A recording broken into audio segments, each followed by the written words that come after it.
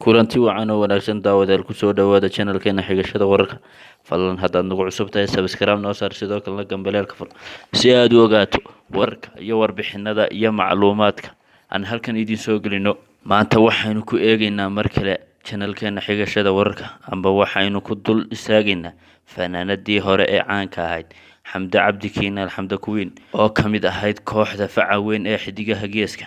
Xamda Cabdi Kiinaal Xamda Queen oo la sugayo in uu maalinta Sabtida ee soo aadan la sugayo in meherkeedu ka dhaco magaalada Hargeysa, Somaliland. Xamda Queen ayaa mar laga weydiiyay meherkeeda soo socda oo aan la shaacinin ayaa waxa ay sheegtay ereyadan ay ka tiri mar la weydiinayay iyada oo aan wax jawaab ah bixin. Basharka dusha sare bili aadam wada ahe ruuxatiisa baariyo wax ka baro dana haddii aad bukaan tahay uu shalay ku baalmaray qof og boogta kugu taal ku badbaadin maaye tus inaad u baahnayn allaylehe waxa soo ifbixaya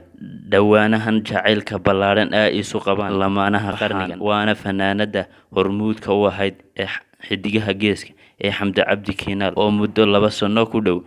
ka maqnayd saaxadda fanka. Waxa ay dib ugu soo caanbaxaysaa mar kale iyadoo magaceedu si weyn looga dumay kadib markii saygeedii hore ay nolol ku qanacdo kala kulmi weyday, balse nasiib wanaag waxay heeso jacaylaba ku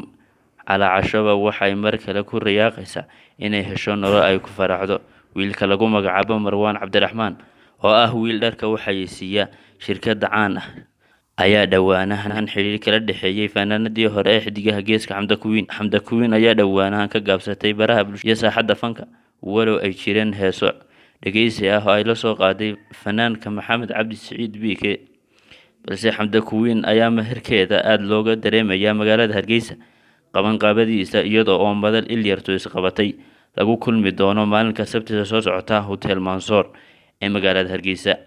iyada oo kamaramaanada iyo telefishinada iyo shacabka iyo waliba taageerayaasha